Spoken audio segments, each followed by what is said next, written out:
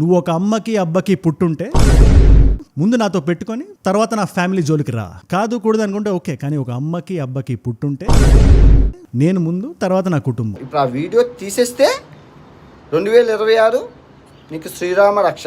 మాట్లాడింది తప్పు కాదు కదా, నేను ఎందుకు తీయాలి? నువ్వు బ్లాక్మెయిల్ చేస్తావా? చెయ్యి, వీడియోలు చెయ్యి. నీతో పాటు నేను వీడియో చేస్తా, నీ కోసం స్పెసిఫిక్గా టీంని పెడతా. నువ్వు చెప్పిన టీంనే పెడతా.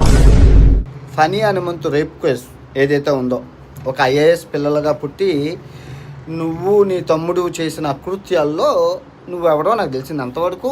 ఇంకా తమ్ముడు అంటావా? ఏదో మానభంగం చేశాడని చెప్తున్నావు. డైరెక్ట్గా మనం పదాలు మాడుకుందాం. మానభంగం చేశాడా? నువ్వు ఒక 14 సంవత్సరాల పిల్లని చేసావు కదా, దాన్ని మానభంగం అంటావు. ఐఏఎస్ ఆఫీసర్స్ కొడుకులు ఏం పనులు చేశాను నేను?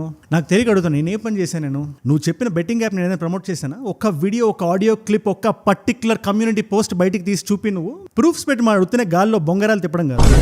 ఇప్పుడు నువ్వు ఇంట్లో కూర్చొని ఒక మైక్ పెట్టుకుని చెప్పాలి, ఏది అత్ పత్ పత్ పత్. నేను అలా కాదు, నేను దేశం తిరిగి అక్కడ చూసి చెప్పాలి.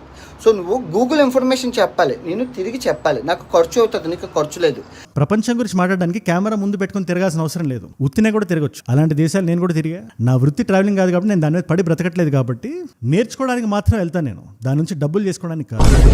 ఈ అన్వేష్కి నేను ఆడియన్స్కి చెప్తున్నాను నేను ఒక మాట, మనందరం గట్టిగా తగులుకుందాం.